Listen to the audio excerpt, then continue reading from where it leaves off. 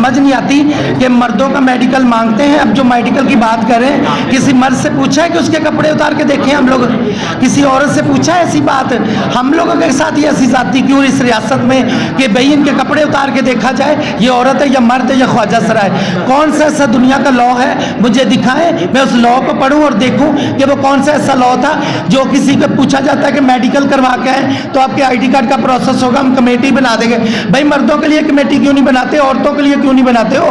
सिर्फ क्या हर जो बात है हमारे ऊपर ही वो लागू होती है कि हमारे मेडिकल हो, फलानी चीज हो? ये कौन सी इंसानियत है जिस रियासत में रहते हैं? कोई उठ के मौलवी बात करेंगे, ये बात सच है। अगर मैं उनके कच्चे चिट्ठे खोलूं तो यहाँ पे बहुत कुछ खुल सकता है, तो मैं सबके कपड़े उतार सकती हूँ, क्या क्या किस किस स्थिति में होता है और क्या क्या वो लोग करते हैं, किस किस तरह से चीजें होती हैं, और वो बच्चाबाजी, वो सारी चीजों वो उनको देखें, हम लोगों को ना देखें कि हम लोगों को जीने का हक मिला तो हमारी जात, हमारी जो जातियात है, हमारे कपड़े उतार के हमारा नीली राना है। और मैं सोशल वर्कर एक्टिविस्ट हूँ। अपनी कम्युनिटी के लिए ह्यूमन राइट्स की जो वायलेशन होती है उसके ऊपर प्रैक्टिकल वर्क है मेरा जी। मेरे साथ है जन्नत अली, असैमा भट्ट, लैला नाज, सोनिया नाज और है जनाया चौधरी और महानूर और महलब जमील और जेनिफर। और आज का जो हमारा यहाँ पे इकट्ठे होने का मकसद है जी, आज हमारे इकट्ठे होने का जो मकसद है ना, एक सोशल मीडिया पे आजकल ना कुछ बड़ा धमाका हुआ है। और मेरा ख्याल है 4 साल पहले हमारा ट्रांसजेंडर जो लॉ बन चुका था, और शायद उस तरह से उसकी अवेयरनेस इस तरह से होती जो बैड एक्सपीरियंस से हो रही है, तो अगर अच्छे एक्सपीरियंस से होते तो बड़ी खुशी की बात थी। और मेरा ख्याल कुछ लोगों को पता नहीं कोई प्रॉब्लम है या मसला है, तो हमारे अपने जिस रियासत में हम लोग रहते हैं हमें भी जीने का हक है, रहने का हक है और सेहत का हक है, हर चीज़ में मतलब हमारा हक है, जो मेरा ख्याल है उसको दबाया जा रहा है और बड़े रॉन्ग तरीके से उसको जो है ना हाईलाइट किया जा रहा है कि जो मेरा ख्याल है हमारे लॉ में चीज़ें नहीं हैं। जो ट्रांसजेंडर लॉ है वो मेरा ख्याल है ट्रांसजेंडर ख्वाजा सराओं को शादी की इजाज़त नहीं देता, और उसमें कोई ऐसी शिकन भी नहीं है कि हम लोगों की शादियाँ हो, ना हमने कोई ऐसी ख्वाहिश की है कि हमने शादियाँ करनी है। अगर हम शादियाँ करती तो फिर हम लोग स्टेट औरतें होती तो हम लोग किसी मर्द से शादी कर लेती। मेरा ख्याल है जितनी देर लॉ नहीं पढ़ते उतनी देर क्यों इस तरह से मेरा ख्याल है इतना अनऑफिशियल रवैया क्यों है? मुझे शर्म आ रही है कि मैं जिस रियासत में हूँ कि लोग एजुकेशन तो ले लेते हैं, एजुकेट क्यों नहीं होते, और वहाँ पे एजुकेट होने की ज़रूरत है। वो एक पंजाबी का मुहावरा है कि किसी ने कहा कि तुम्हारा कान जो है ना वो कुत्ता लेके भाग रहा है तो उसके पीछे आप भाग जाओ, कान आपके अपने तरफ ना देखो। तो ये बड़े अफसोस की बात है। मेरा ख्याल है कि जो सोशल मीडिया पे इतनी गलत अफवाहें या गलत एक्टिविटी बता रहे हैं कम्युनिटी के बारे में, उनको शर्म करनी चाहिए भाई। हमारे जो सेनेटर थे मेरा ख्याल है मुश्ताक साहब, उन्होंने औरियम मकबूल साहब, और वो इतने मेरा ख्याल है साफ़ी हैं और माशाल्लाह जी बड़े अफसोस की बात, और इतनी एज भी हो गई है। मेरा ख्याल है उनको सोच समझ के लफ्ज़ों को यूज़ करना चाहिए। कुछ कम्युनिटी को मतलब उनकी रॉन्ग काउंसलिंग करके उनको साथ मिला के और गलत एक कैंपेन को सहारा दे के और बुरे तरीके से जलाना, बड़ी शर्म आ रही है मुझे ये बात करते हुए कि मैं पाकिस्तानी हूँ एक, और मेरी जान सारा कुछ पाकिस्तान के लिए, हमारी कम्युनिटी का भी। हम हर चीज़ में हमारा हक है तो हमारे हक को दबाया जा रहा है एक रॉन्ग कैंपेन चला के। मैं कहती हूँ भाई सोचें समझें, उस लॉ को पढ़ें, पहले लॉ को पढ़ें फिर हमारे साथ सवाल करें। अगर कोई ऐसी उसमें बात है तो आप तरमीम लेके आएँ, तो वो लॉ को उसमें शिकन डालें कि ये मसला है। मगर जब कोई मसला ही नहीं है, बिल हम लोग अपना जो लॉ है हम सरेआम दिखाने के लिए तैयार है उसको, और गूगल पे है, जो पढ़े लिखे लोग पढ़ सकते हैं। हमारे मीडिया के जो अपने भाई हैं तो मेरा ख्याल है उनको भी थोड़ा सा सोचना चाहिए कि कैंपेन क्या है और चलानी किस तरह से है। मेरा ख्याल है रात को एक मैं प्रोग्राम देख रही थी खानजादा का जियो पे, और उन्होंने बड़े अच्छे तरीके से एक्सप्लेन किया जेंडर के बारे में और लॉ के बारे में, तो मेरा ख्याल है उसको पढ़ लेना चाहिए। अब मेरे साथ जन्नत है, कुछ बात जन्नत करेंगी जी। अस्सलाम वालेकुम। सबसे पहले तो मैं ये कहना चाहती हूँ कि आप यहाँ पर जितने भी अफराद मौजूद हैं, किस ने ये कानून पढ़ा हुआ है? प्लीज़ अपने हैंड रेज करें, हाथ खड़े करें।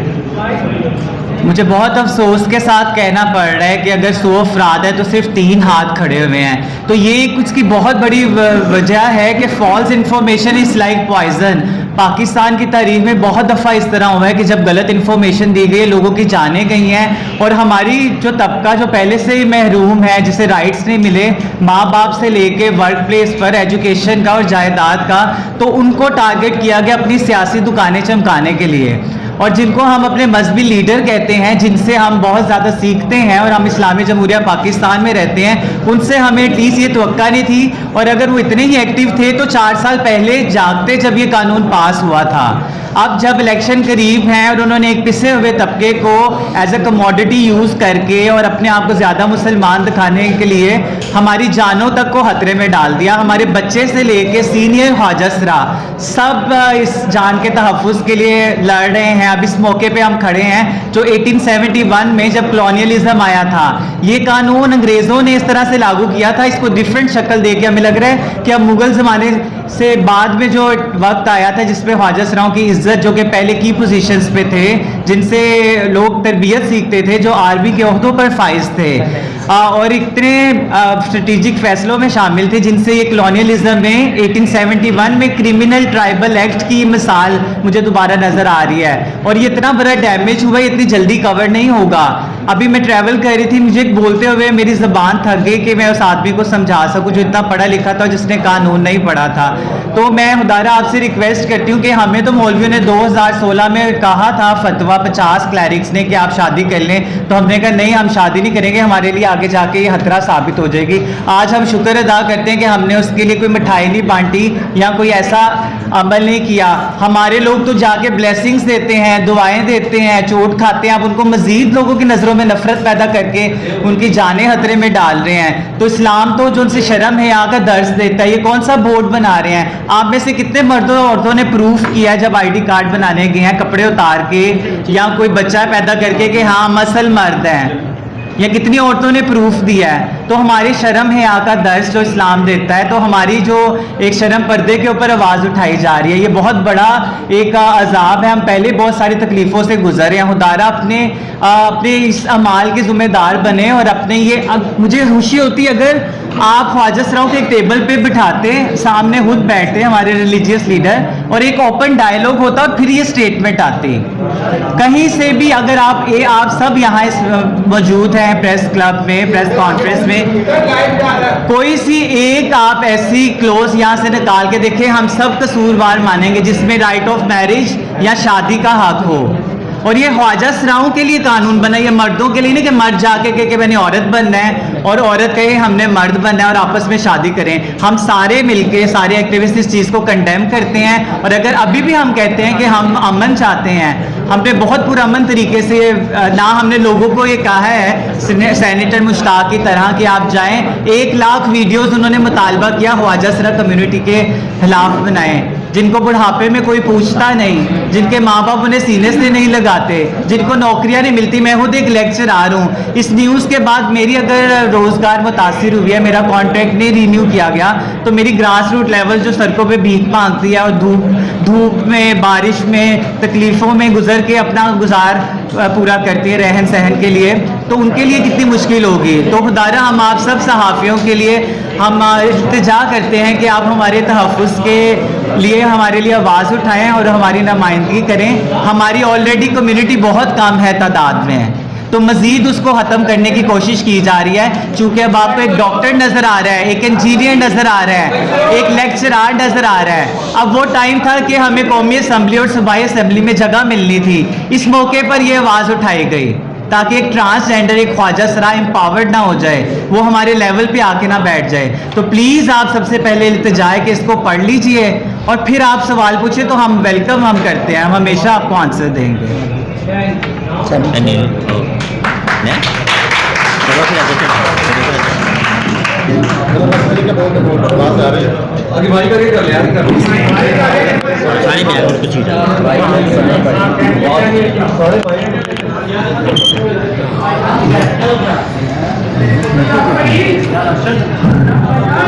जी सबसे पहले तो अस्सलाम वालेकुम, मैं हूँ ख्वाजसरा लैला नाज, ठीक है। और ये मेरे बच्चे जो इन्होंने बहुत स्ट्रगल की है, बहुत मेहनत की है, ये हम वही लोग हैं जो आपके घरों में जाके आपके बच्चों को दुआएं देते हैं, आपकी बलाएं लेते हैं। तो इसका मतलब ये उसके एवर आपने ये प्रोपेगेंडा किया कि आपने हम पे अटैक करना शुरू किया, क्या हम इंसान नहीं है? अगर 75 साल के बाद हमें एक उम्मीद की किरण नजर आई थी इस बिल की सूरत में, इस लॉ की सूरत में, तो आपने वो भी हमसे छीनने की कोशिश की। क्यों? आपको क्या चीज़ जो है ऐसी जो आपको बर्दाश्त नहीं हुई? आपने क्यों ये किया? हम पे अटैक हो रहे हैं, आप तो अपने घरों में सो रहे हैं आराम की नींद, लेकिन नींदें अब हमारी ख़राब हो चुकी हैं। हमारा जो ख्वाजा साहब बाहर मांगने के लिए जा रहे हैं, उनको बहुत शदीद अटैक किया जा रहा है। लोगों का ग्रुप उनके पीछे लग जाता है, उनको पानी के शोपट मारे, उन्हें वट्टे मारे, उन्हें रोड़े मारे। क्यों? वाई? हम इंसान नहीं है? हमें जीने का हक नहीं है? 75 साल में अगर हमें जीने का हक मिला था तो हमसे छीनने के लिए क्यों ये आप खड़े हो गए हैं? इन्हें पहले ये 4 साल पहले ये सोए हुए थे। अगर हमारे बच्चों ने ये सारी चीज़ें फेस की हैं, ये पढ़ लिख के सामने आए हैं, इनको हमने इजाज़त दी थी, गुरुओं ने इजाज़त दी थी, बेटा अपनी तालीम पे फोकस रखो, अपनी तालीम को जारी रखो, जब तक तुम्हारी तालीम मुकम्मल नहीं होगी आपने लेडीज़ कपड़ों में नहीं आना। ये एक गाली है जो लोगों ने हमें दी है, हम ये नहीं चाहेंगे ये गाली आपको पड़े।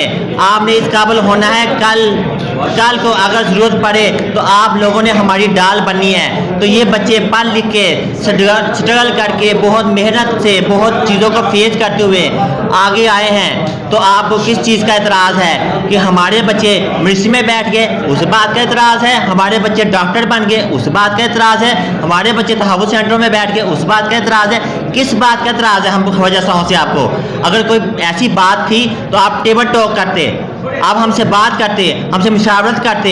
इसका क्या मतलब था? आपने हमें सरेआम जलील किया, आपने हम जिस प्रस्ती के साथ जोड़ दिया। क्या आपको किसी को ऐसा लगता है हम जिस प्रस्त लोग हैं?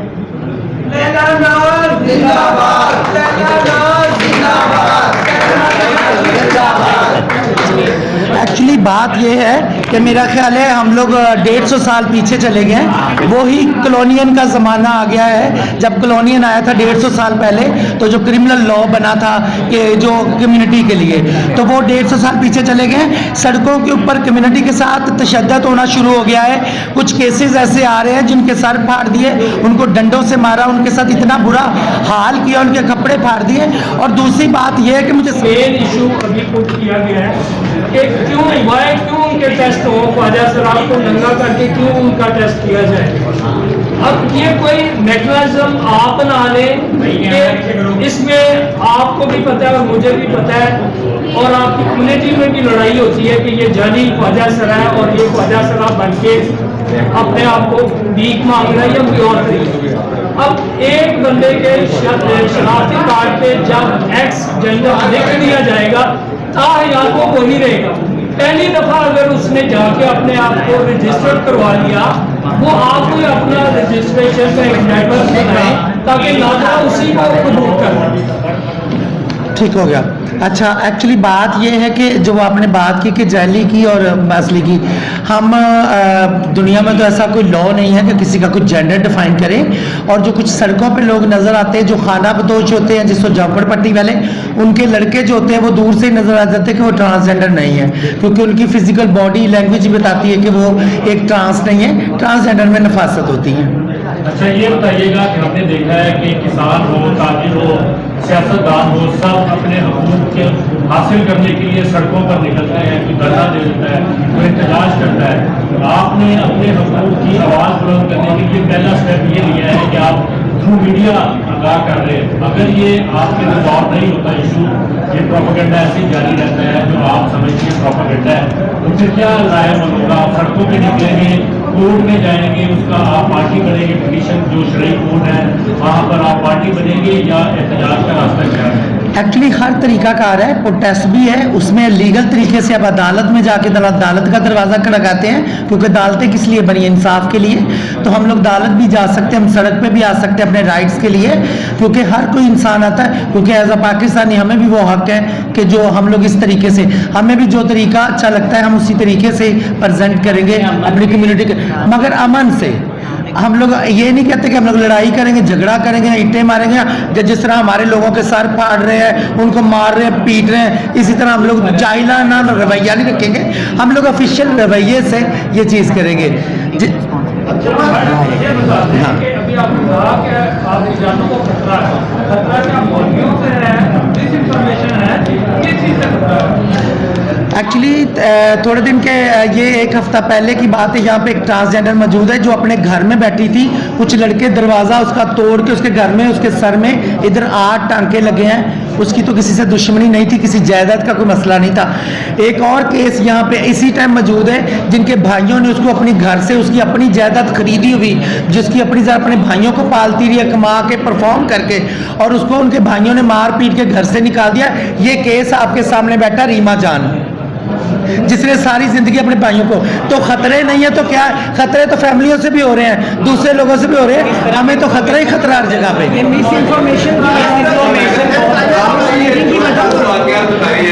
इनमें एक तो आ गया जी, दूसरा आ गया जाति मसला ना ना ना ना ना पहले मैं उसकी बात सुन, ख्वाजा शराब को टारगेट करके अभी तक कोई ऐसा वाकया नहीं हुआ। डिफेंस में हुआ है, डिफेंस में हुआ है, लड़ाई नहीं हुई, लड़ाई नहीं हुई, जेंडर बेस्ड वायलेंस हुआ है। आप आग लगाने की कोशिश ना करें, वो जेंडर बेस्ड वायलेंस हमें, आपको मेरे पास लिखी हुई चीजें हैं। वन बाई वन करें, जाहिलपन ना करें, जाहिलपन ना करें, वन बाई वन करें। जी पाकिस्तान ने हुकूमत ने 2018 में के एक्ट बना दिया, पाकिस्तान में आई तो एक्ट बड़े बन गए हैं जी, इम्प्लीमेंटेशन नहीं हो रही। क्या आप मुतमईन हैं? मैडम क्या मुतमईन हैं हुकूमत पाकिस्तान एक्ट पर इम्प्लीमेंटेशन कराएगी? एक तो आपके लोग जो है ना, इनको सेंसिटाइज करें, पहले एजुकेट करें अपनी कम्युनिटी को भी।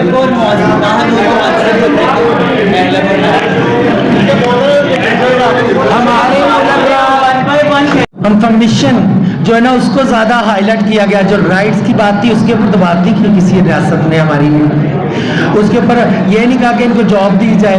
किस अदारे ने रखा है?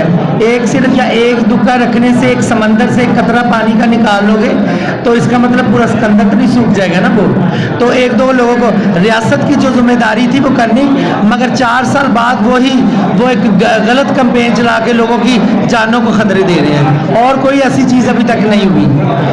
एक क्वेश्चन मेरा, रियासत पाकिस्तान या हुकूमत को दरख्वास्त की है कि आपके जितने ट्रांसजेंडर कम्युनिटी के लोग हैं या उनकी जो रिहाइशगाहें हैं उनकी सिक्योरिटी के लिए कोई इंतजाम किया जाए, वहाँ से आपको कोई रिस्पॉन्स पॉजिटिव मिला या नहीं मिला, और जिन लोग सब वाक़यात हुए हैं उस पर एक्शन लिया गया अभी तक क्या नहीं?